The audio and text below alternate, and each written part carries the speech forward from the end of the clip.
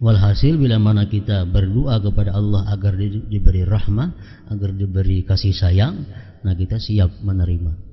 Baik kasih sayang itu kaina berupa kesenangan atau berupa kesengsaraan. Dan setiap hari kita minta kepada Allah, Rabbighfirli warhamni, dalam duduk antara dua sujud tuh. Rabbighfirli, ya Tuhan ampuni aku, warhamni, nah, berikan rahmat kepadaku. Tiap hari kita minta diberikan rahmat kepada Allah. Kalau kita sihat umpamanya, kalau kita sihat kita paling-paling berzikir kepada Allah 1000 sehari. Begitu kita garing, kita berzikir 1500. Nah, garing ini rahmat lawan kita ngarannya. Garing ini rahmat lawan kita. Kenapa? Karena ada kebaikan. Pertambahan zikir kita ada kepada Allah. Jadi garing adalah rahmat. Kehilangan harta benda, ini bisa jadi rahmat. Kenapa? Karena kada ada kehilangan, kada biasa sembahyang hajat, kada biasa mendatangi tuan guru, kada bisa mendatangi habaib.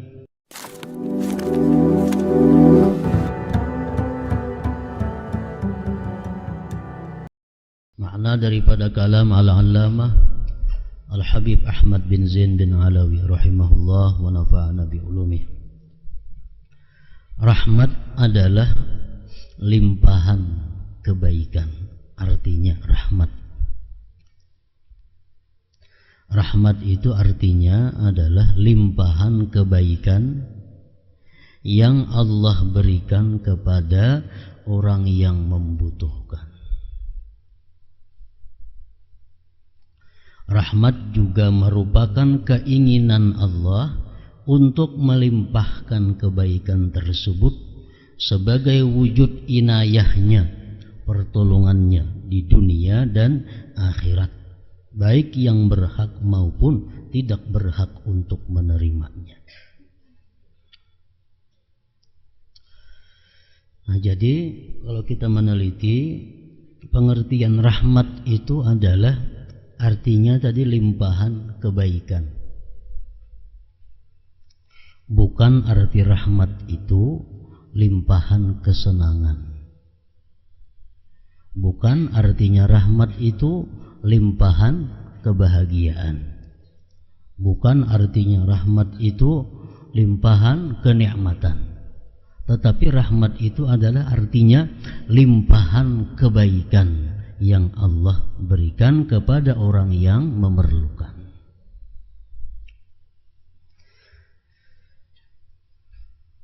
Kalau bahasa singkatnya, rahmah itu bisa diartikan kasih sayang.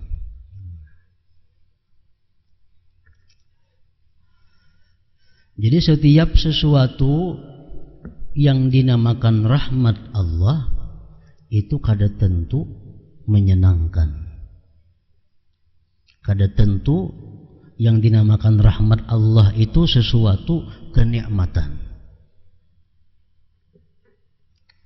Banyak sesuatu yang sakit, banyak sesuatu yang pedih, tapi rahmatan, tetapi kasih sayang.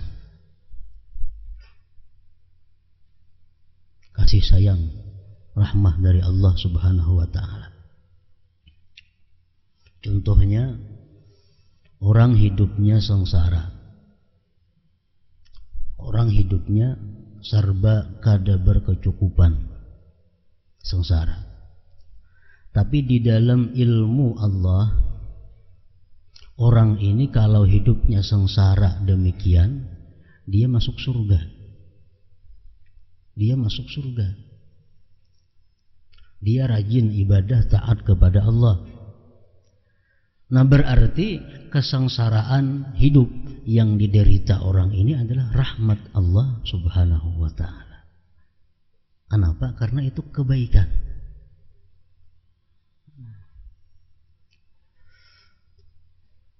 Ada orang yang hidupnya serba berkelebihan. Segala yang ia hendak ada, segala yang ia mau ada. Tetapi dalam ilmu Allah, orang ini matinya masuk neraka. Ini orang berarti kada dapat rahmat Allah Subhanahu wa ta'ala. Jadi kalau kita minta kepada Allah agar disayangi, kita minta kepada Allah agar diberi rahmat, kita harus siap. Siap apa? Siap senang, siap menderita.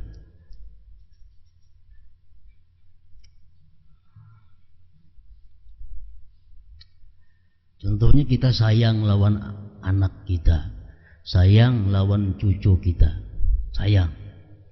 Ini hendak makan coklat, kita tangati. Hendak makan manis, kita rabuti. Hendak keluar rumah, kita kurung. Kenapa? Sayang.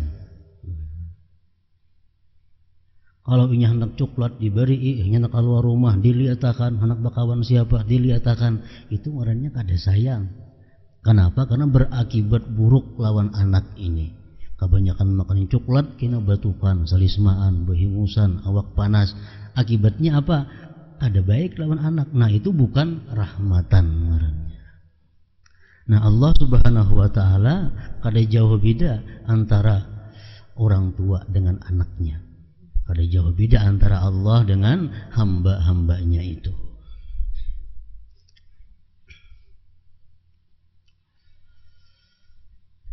Para ulama mengatakan inna minal hawadis ala qismaini ma yuzannu annahu rahmah ma annahu la yakunu dhalik bal fil haqiqah adzaba wa minhu ma yuzannu annahu adzab ma annahu fil haqiqah rahmah. Sesuatu yang ada dalam dunia ini, ada yang disangka itu rahmah. Disangkanya itu adalah merupakan kasih sayang Allah. Padahal sebenarnya itu adalah azab Allah. Ada sesuatu yang dikira disangka itu azab Allah, tetapi pada sebenarnya itu adalah rahmat Allah Subhanahu wa ta'ala kepadanya.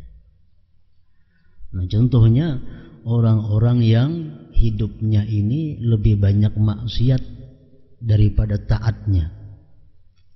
Orang-orang yang hidupnya lebih banyak maksiat daripada taatnya, tetapi kehidupannya makmur, sihat orangnya, kada pernah garing nang terlalu garing, kada pernah inting-inting aja.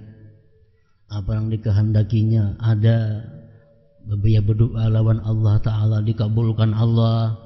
Padahal hidupnya sehari-hari lebih banyak maksiat daripada taatnya. Nah, kebaikan-kebaikan, perasaannya kebaikan itu bukan rahmat dari Allah, tapi ini nanti adalah berupa azab Allah terhadapnya. Doanya dikabulkan, itu hanya istidraj, lanjuran daripada Allah Subhanahu wa ta'ala. Nah, kemudian orang-orang yang hidupnya taat kepada Allah, orang-orang yang hidupnya patuh kepada hukum Allah, tapi sengsara, berdoa kada kabul, berdoa kada kelihatan hasilnya.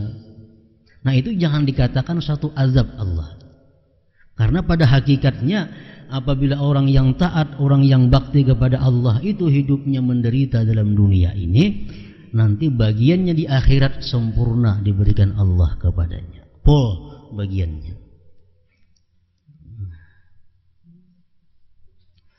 Jadi pengertian rahmat, kasih sayang bukan berarti kesenangan, bukan berarti kebahagiaan. Tapi ada juga rahmat Allah itu kebahagiaan, memang ada. Tapi jangan semuaan. Ada orang yang menurut ilmu Allah, orang ini kalau dia miskin, dia jadi kafir. Tapi kalau dia rezekinya dimurahkan, dia akan jadi orang saleh. Dimurahkan Allah rezekinya, akhirnya dia taat dengan rezekinya, dia menyumbangkan dengan rezekinya, dia bersilaturahmi dengan rezekinya, dia berzakat dengan rezekinya, jadi baik. Nah, ini rahmat sekaligus kesenangan. Memang ada sebahagian yang dikehendaki oleh Allah seperti demikian. Orang ini kalau miskin bisa jadi perampok, orang ini kalau miskin bisa jadi maling, bisa menipu. Tapi kalau sugih, taat kepada Allah, Nah Allah sayang kepada inya, bisa disuguhkan oleh Allah. Nah ini orang artinya rahmat sekaligus kebahagiaan dan kelapangan. Walhasil bila mana kita berdoa kepada Allah agar diberi rahmah, agar diberi kasih sayang, nah kita siap menerima. Baik kasih sayang itu kaina berupa kesenangan atau berupa kesengsaraan. Dan setiap hari kita minta kepada Allah, Rabbighfirli warhamni, dalam duduk antara dua sujud tuh, Rabbighfirli, ya Tuhan ampuni aku, warhamni, nah, berikan rahmat kepadaku. Tiap hari kita minta diberikan rahmat kepada Allah. Kalau kita sihat umpamanya, kalau kita sihat kita paling-paling berzikir kepada Allah 1000 sehari. Begitu kita garing, kita berzikir 1500. Nah, garing ini rahmat lawan kita ngarannya. Garing ini rahmat lawan kita. Kenapa? Karena ada kebaikan. Pertambahan zikir kita ada kepada Allah.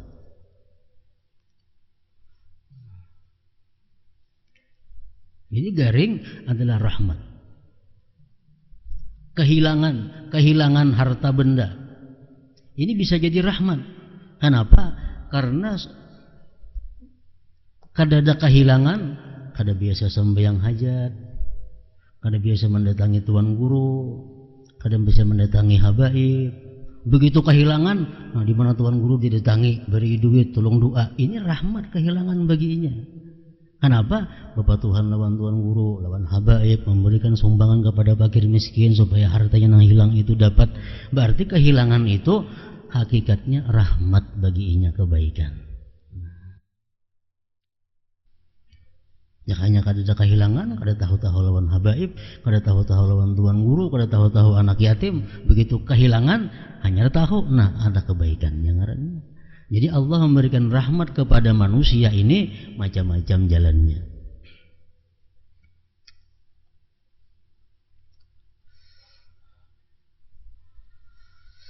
Allah tidak wajib memberikan rahmat. Kada wajib Allah memberikan rahmat kepada manusia, kepada makhluknya itu. Kebaikan Allah tidak terhitung. Di antaranya adalah kasih sayangnya kepada kita, yaitu ia memberi kita hidayah untuk beriman dan beramal saleh, serta memberi kita berbagai hal yang membahagiakan kebaikan, yang membahagiakan.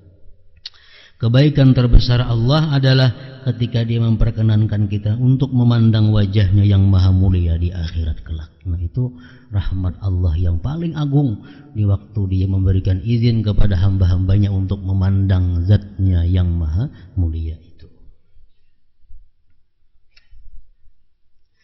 Dalam bait syair di atas, Sayyid Abdullah bin Alawi Al-Haddad radhiyallahu anhu juga memohon agar hati kita disatukan dalam melakukan taat dan kebajikan.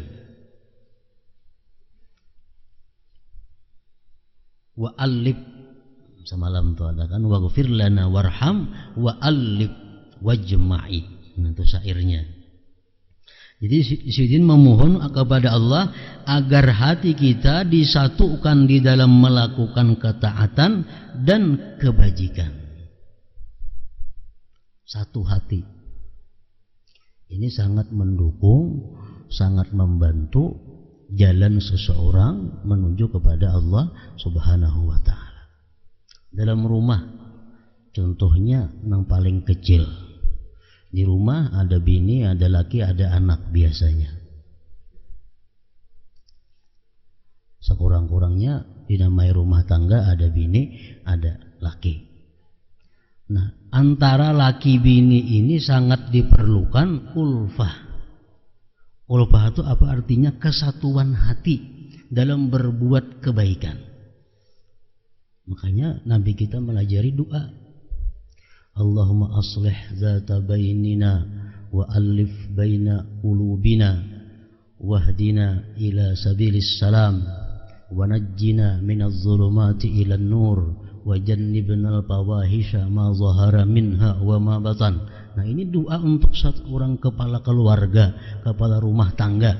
Allahumma aslih dzata bainina, ya Allah baguskan perselisihan-perselisihan antara kami sekeluarga ini. Wa alif baina qulubina, satukan hati kami. Bini laki nih, yang utama dahulu itu harus satu. Menyakulahkan anak, jenang laki ka SMP, jenang bini kada hendak kasanawiyah. Nah, amun ini kada satu hati bahwa rumah tangga. Nah, jadi salah satu yang penting alif baina qulubina, satukan hati kami. Nang bini hendak beribadah, nang laki kada mau ngalih juga. Nang bini hendak berumrah, nang laki hendak ke Bali, nang kayak apa? Aku nak ke Bali, nang laki, nang bini umrah kita, aku hendak ke Bali, karena kawas satu. Nah, jadi di dalam beribadah kepada Allah, satu rumah tangga ini mesti ada kesatuan hati antara laki bini. Hendak basuh sumbang, hendak sosial. Yang laki aku menyumbang 1 juta, ya, yang bini 1.000 gen. Jari lapah. Kada satu hati, kada kawa tercapai ibadah kepada Allah Subhanahu wa taala. Agar hati kita disatukan dalam melakukan ketaatan dan kebajikan. Nang laki hendak berbuat baik, nang bini umpat mendukung. Nang bini hendak berbuat baik, nang laki umpat mendukung. Nah, sama-sama. Allahumma aslih dzata bainina wa alif baina qulubina wahdina ila sabilis salam wa najjina minaz zulumati ilan nur wa jannibna al-fawahish ma dhahara minha wa ma batan.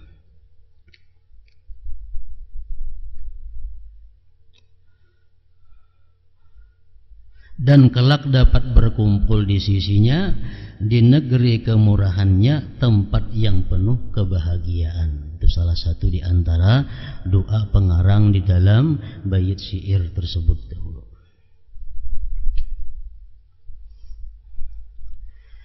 Rahmat adalah sifat zat Allah yang terwujud dalam bentuk rezeki.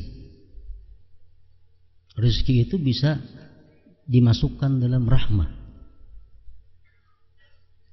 apabila rezeki ini halal, rezeki ini digunakan pada jalan yang halal. Nah, maka rezeki itu menjadi rahmat.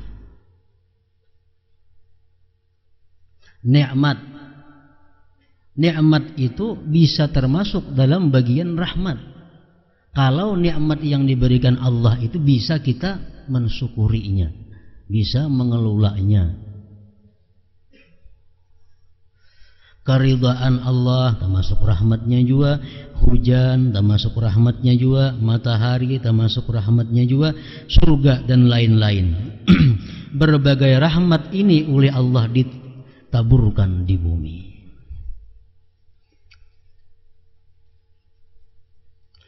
Al-Quran juga merupakan salah satu rahmat Allah. Sebagaimana wahyu Allah Ta'ala, wa nazzalna 'alaikal kitaba tibyanan likulli syai' wa hudaw wa rahmah. Dan kami turunkan kepadamu Alkitab, Al-Quran artinya, untuk menjelaskan segala sesuatu dan petunjuk serta rahmah. Jadi artinya segala sesuatu yang diperlukan oleh seseorang hamba Allah itu ada jelas di dalam Al-Quran. Namun berhubung manusia ini Allah Subhanahu wa ta'ala kada rata memberikan pahamnya, nah sebalik ada nang betamuan dalam Quran, ada nang kada. Padahal dalam Quran itu semua yang kita perlukan ada.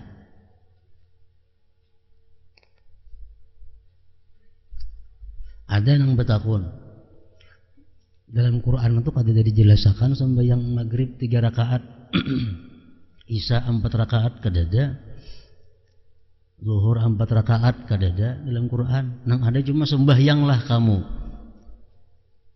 Gimana dapat 3 rakaatnya itu? Maka jadi Quran ada semuaan. Nah, dijawab oleh ulama itu, Al-Quran mengatakan bahwa wa ma atakumur rasulu fakhudhuh wa ma nahakum anhu fantahu. Jadi Al-Quran mengatakan apa-apa yang dikerjakan oleh Rasulullah turuti, apa-apa yang ditinggalkan oleh beliau jauhi. Nah, kalau Rasulullah sembahyang maghrib 3 rakaat itu Al-Quran artinya. Itu Al-Quran. Beliau sembahyang maghrib 3 rakaat itu Al-Quran. Karena Al-Quran mengatakan apa yang dilaksanakan Rasulullah ikuti. Nah, Isa beliau 4 rakaat berarti itu Al-Quran.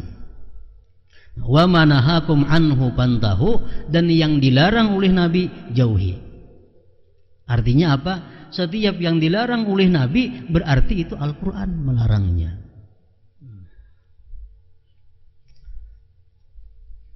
Jadi 2, yang dilaksanakan Rasul ikuti, yang dilarang sidin jauhi. Nah, di tengah-tengah itu ada sesuatu.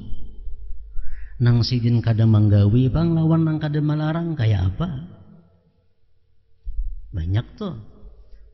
Nang Nabi kita manggawi kada pernah sidin itu, tapi melarang kada pernah juga. Contohnya apa? Orang bertahlil. Rasulullah kada pernah bertahlil sidin untuk orang mati. Sidin manggawi kada ada, melarang kada ada. Melaksanakan maulid, peringatan maulid Nabi, sidin menyuruh kadada, melarang kadada juga. Nah, kayak apa nih tuh? Itu termasuk di tengah-tengah ngarannya. Nah, bila termasuk di tengah-tengah sidin menggawi kada pernah, Rasulullah melarang sidin kada pernah, itu kembalikan kepada dasar hukum yang pertama. Dasar hukum yang pertama apa? Apakah sesuai dengan kaidah Islam atau kada? Tahlil untuk orang mati. Tahlil itu apa garang isinya? Orang membaca zikir, orang membaca salawat, orang membaca Quran. Nah, bertentangan kalawan kaidah Islam? Oh, kada bertentangan. Nah, semacam berarti kada apa-apa. Bertahlil itu ada mendoakan orang nang mati. Boleh kada mendoakan orang nang mati? Al-Quran ada mendoakan nang mati. Rabbana ighfir lana wa li ikhwanina alladziina sabaquna bil iman. Ya Allah, ampuni kami dan orang-orang yang mendahului kami dengan iman, yang sudah mati artinya. Nah, jadi bertahlil itu walaupun kada dilakukan oleh Rasulullah, cuma isinya tahlil dan tujuannya tahlil kada bertentangan dengan kaidah Islam. Boleh artinya itu.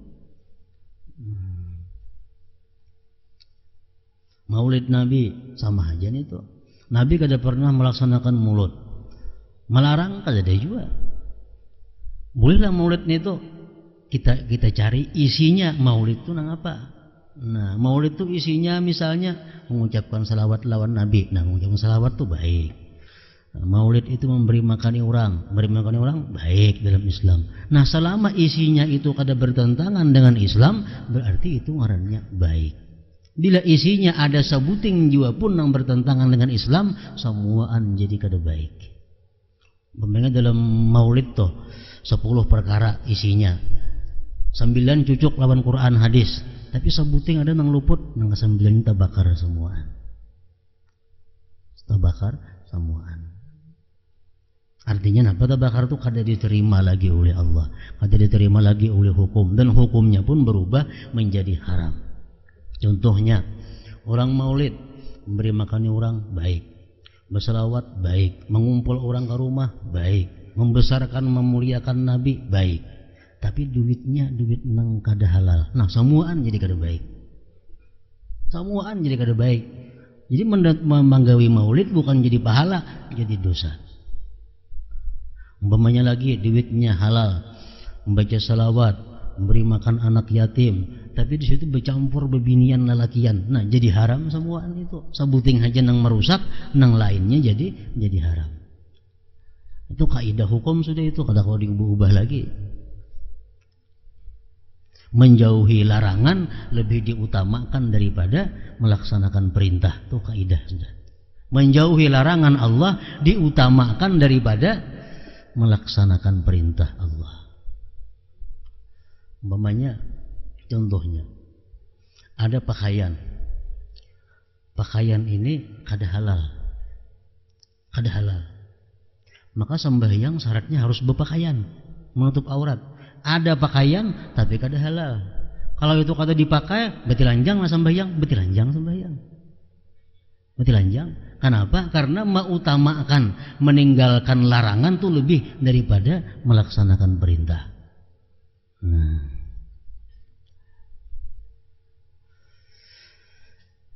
Jadi wa ma atakumur rasul fakhudhuhu wa ma nahakum anhu fantahu. Yang dilaksanakan oleh Rasul ambil olehmu, yang sijen tegah akan kamu jauhi daripadanya.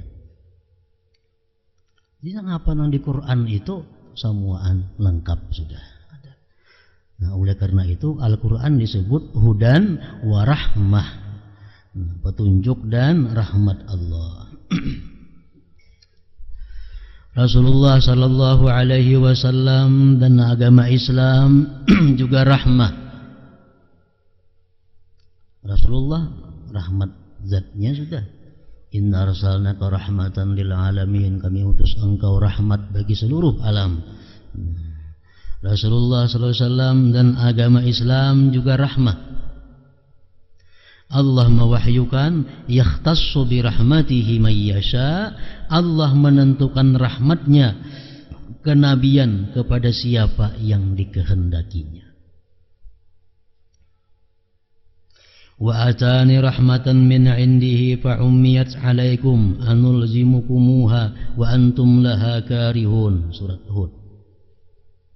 Dan diberinya aku rahmah dari sisinya, tetapi rahmah itu disamarkan bagimu. Apa akan kami paksakankah kamu menerimanya, padahal kamu tidak menyukainya. Jadi Allah mengutus Rasul itu adalah rahmat Allah kepada manusia. Kenabian dan kerasulan juga merupakan rahmat. Allah mewahyukan ahum yaksimuna rahmat rabbik, apakah mereka yang membagi-bagi rahmat Tuhanmu. Rahmat zatiyah adalah keinginan baik, sedang rahmat fi'liyah adalah pemberian nikmat. Rahmat fi'liyah inilah yang disifatkan oleh Allah Ta'ala dalam sebuah hadis kudusi yang berbunyi, taglibu rahmati ghadabi, rahmatku mengungguli amarahku. Hadis riwayat Muslim, Tirmidzi dan Ibnu Majah. Rahmat fi'liyah inilah yang dimaksud dalam berbagai hadis. Di antara hadis di bawah ini, ja'alallahu rahmata mi'ata juz'in, Allah menjadikan rahmat sebanyak 100 bagian. Satu diturunkan ke dunia, 99 masih tersisa. Hanya satu diturunkan ke dalam dunia. Nang satu inilah manusia sayang kepada sesamanya, binatang sayang kepada sesama. Rahmat nang sebuting ini. Tertinggal lagi 99 rahmat nang Allah pakai semuaan kaina sejak manusia di alam kubur, alam mahsyar sampai di neraka kaina. Ja'alallahu rahmata mi'ata juz'in, Allah menjadikan rahmat sebanyak 100 bagian. Nah, di antaranya rahmat Allah, pekerjaan yang sedikit, pekerjaan yang inting diberi ganjaran oleh Allah yang berlipat ganda. Nah, itu rahmat Allah. Orang yang sembahyang sunat subuh 2 rakaat itu lebih baik, lebih mahal nilainya di sisi Allah daripada dunia dan isinya. Nah, itu rahmat Allah. Gawiannya kada sampai 5 menit, tapi ganjaran yang diberikan Allah lebih daripada dunia dan isinya. Rasulullah bersabda, man qala subhanallah bihamdih fi yaumin mi'ata marrah huttat khadayahu wa in kanat mithla zabadil bahar, rawahul Bukhari wa Muslim. Siapa yang membaca subhanallahi wa bihamdih, subhanallahi wa bihamdih 100 kali sehari, digugurkan dosanya sekalipun sebanyak buih di lautan.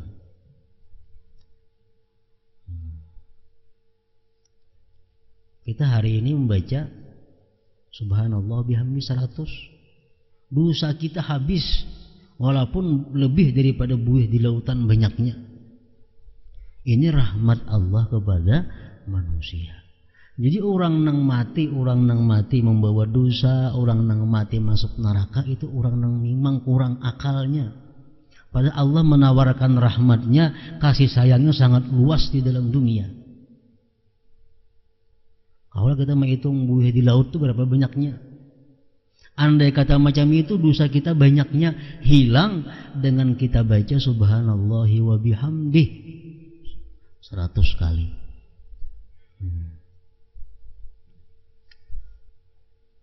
Ada lagi hadis lain, itu mungkin ujar ulama mengatakan itu dosa-dosa kecil. Dosa-dosa kecil.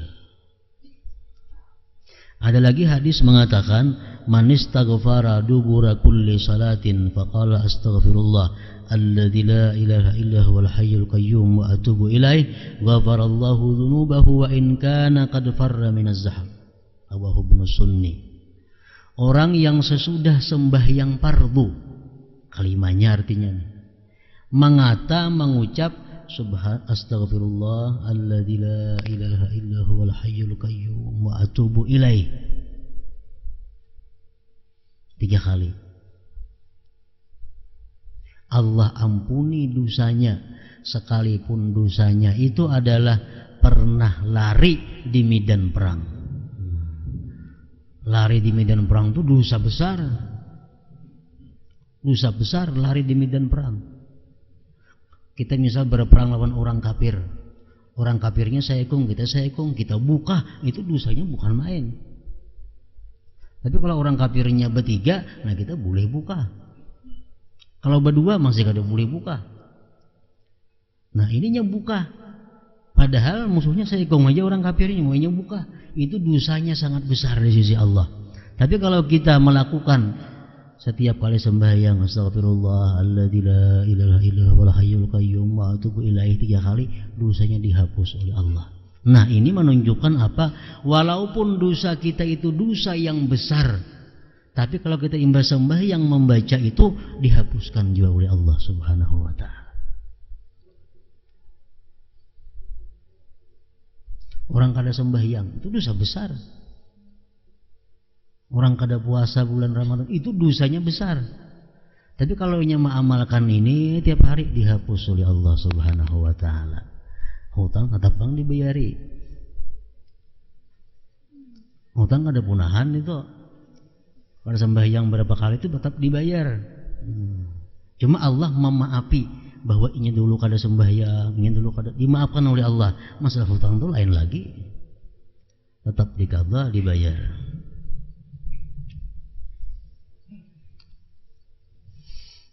Bermacam-macam, beribu-ribu mungkin Allah Subhanahu wa ta'ala melalui Rasulullah memberikan kepada manusia ini amalan-amalan supaya manusia itu bulik menghadap Allah bersih kada sing dosaan lagi.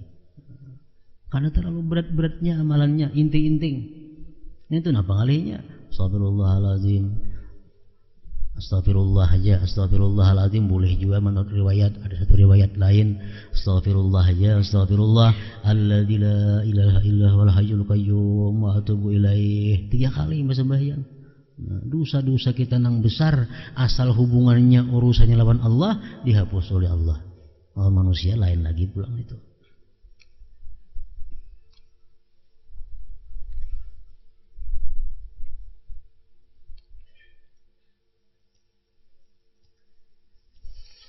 Makanya jara Rasulullah kullu ummati yadkhuluna al-jannah illa man aba. Itu ya sudah seluruh umatku ini masuk surga. Nang kada hakun mana aja nang kada masuk neraka itu.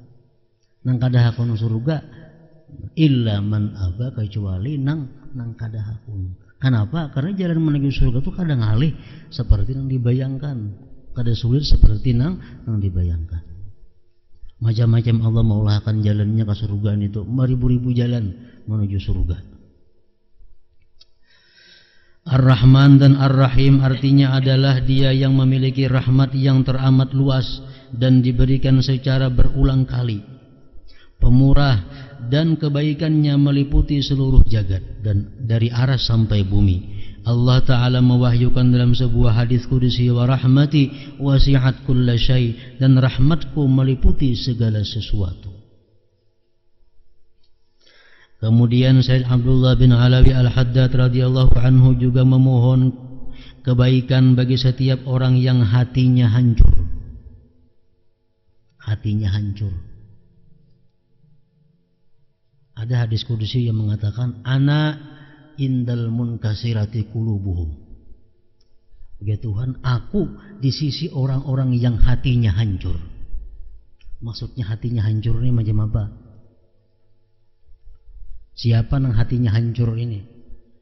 Contohnya, kita nak berhutang lawan orang. Nak berhutang duit lah, nah, 1.000 rupiah, 100.000, nak nukar ini. Bah, jurang kada-kada mau tangi. Nah, hancur hati. Itu maksudnya. Nah, di waktu kita ditolak orang itu, kita berdoa kepada Allah, doa kita mustajab. Ana indal munkasirati qulubuhum. Ketika melamar, ditolak orang, hancur hati. Ana indal munkasirati qulubuhum. Aku ya Tuhan di sisi orang yang hancur hatinya. Nah, apakah bila permohonan kita kada dikabulkan oleh manusia, hancur kita hati kalau itu indal munkasirah. Nah, pada saat-saat hati kita yang hancur itu, kita berdoa kepada Allah, mustajab doa. Kebaikan bagi setiap orang yang hatinya hancur, memohon taufik untuk mengerjakan hal-hal yang dapat membuat Allah ridha. Maka beliau radhiyallahu anhu berkata, ya Rabbi wajburna wafiqna lima yurdika anna anta asma'u man du'i. Wahai Tuhanku, sempurnakanlah hati kami dan beri kami taufik untuk mengerjakan segala sesuatu yang Engkau ridai.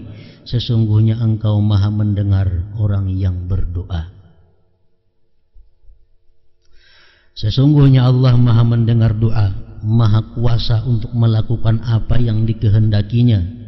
Pada hakikatnya tidak ada yang berkuasa selain Allah. Tidak ada Tuhan kecuali Allah, dan tidak ada kebaikan kecuali kebaikannya. Ia selalu mengabulkan doa orang-orang yang membutuhkan, menghilangkan keburukan, dan Dia maha pengasih dari semua yang berjiwa kasih.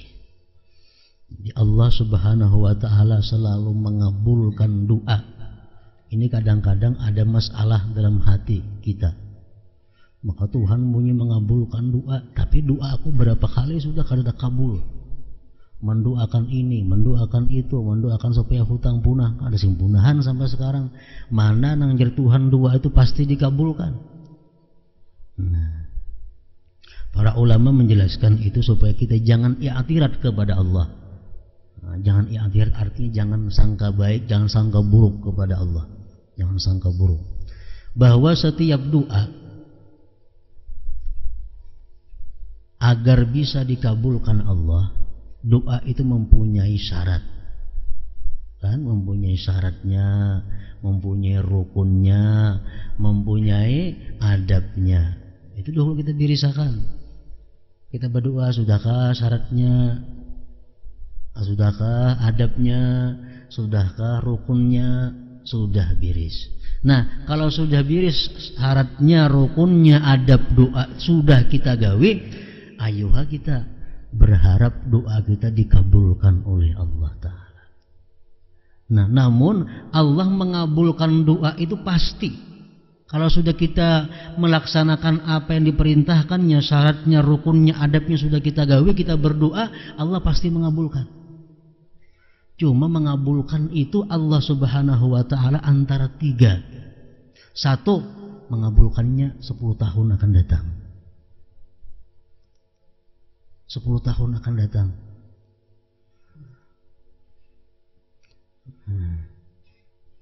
Ada wahini. Itu bisa. Kenapa Allah mengabulkan 10 tahun yang akan datang? Karena Allah tahu yang dimintanya ini lebih bermanfaat kayaknya 10 tahun yang akan datang. Bagi yang berdoa ini pasti dikabulkan oleh Allah, asal doanya sesuai syarat, rukun, dan adabnya. Jadi hadangi aja kayaknya pasti kabul. Nabi Musa berdoa kepada Allah minta hancurkan Fir'aun. Nabi Musa yang berdoa kepada Allah minta hancurkan Fir'aun. 40 tahun hanya dikabulkan oleh Allah. 40 tahun hanya kabul doanya. Jadi setiap kali kita berdoa kepada Allah dengan syarat rukun adab yang sempurna, kita berdoa kepada Allah, ya Allah jadikanlah anakku ini anak yang saleh. Walaupun kena isuk ampih minum arak kada mau dintu bang, langsung jadi ahli pengaji kada mau. Mungkin kita 20 tahun anak kita jadi orang saleh, tapi pasti jadi orang saleh asal berdoanya bujur. Nah, kita sudah kena mati, kita dalam kubur kita sangat perlu kepada anak saleh. Anak kita doa bahari kabul. Nah, anak saleh berdoa lawan kuitannya yang di dalam kubur. Jadi Allah pasti mengabulkan doa itu. Yang pertama waktunya Allah yang menentukan. Ada kita yang menentukan waktunya. Yang kedua, kita berdoa kepada Allah itu bisa digantikan oleh Allah dengan sesuatu yang lebih bermanfaat bagi kita. Jadi kita jangan malas berdoa, jangan sangka buruk lawan Allah, jangan. Bisa waktunya kaina atau bisa kabul saat itu, cuma digantikan oleh Allah dengan yang lebih bermanfaat dari yang kita minta kepada Allah. Karena Allah yang sangat tahu kegunaan diri kita ini Tuhan. Allah lebih tahu daripada diri kita sendiri tentang kemaslahatan diri kita.